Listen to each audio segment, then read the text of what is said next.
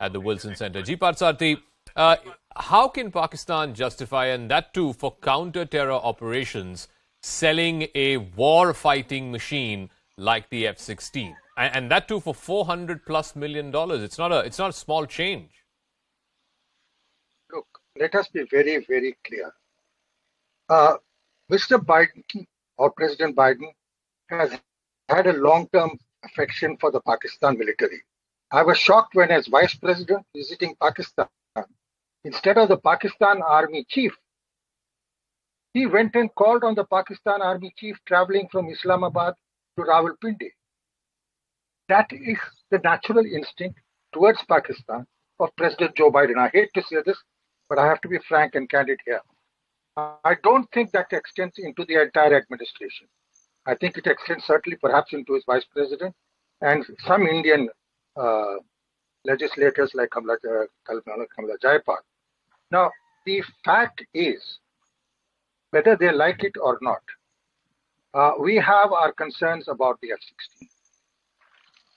We had an F-16 shoot down Indian Air Force, albeit obsolescent MiG-31, MiG-21, MiG-21 AMF, if I understand correctly. Now, the fact is, there is a deep psychological business going into this. Mm-hmm. I'm afraid we have a president not as friendly as even President Trump, who turned down such a Pakistan request.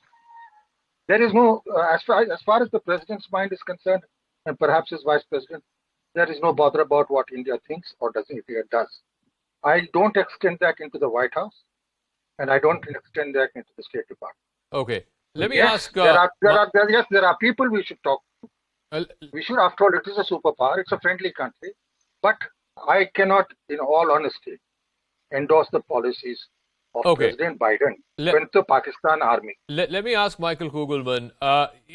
This deal got announced just a few days after Pakistan reportedly got a $1.1 billion bailout from the IMF. Surely, if a country needs to go to the IMF with quote-unquote a begging bowl, then where are they getting the money to cough up $415 million for upgrading F-16s? I mean, wouldn't that be a basic question that anyone would ask? It's absolutely a fair point, and I think especially because of these catastrophic floods that Pakistan is dealing with now. That's, the preliminary estimates are $30 billion in damage. That's the preliminary estimate. So absolutely, I think that the timing is troubling for sure. But that's one of only a number of reasons why I personally am a bit surprised about this proposed military sale to Pakistan. I mean, as you know, U.S. security aid to Pakistan has been suspended for about 4 years since then President Trump made that move. So it is a bit of a surprise. But then again, if you go back to the pre-2018 era, the U.S. and Pakistan have had a very difficult but nonetheless continuous alliance over the years. So we have had these U.S. military sales to Pakistan in the past, and it has been a nuisance for the U.S.-India relationship, just like the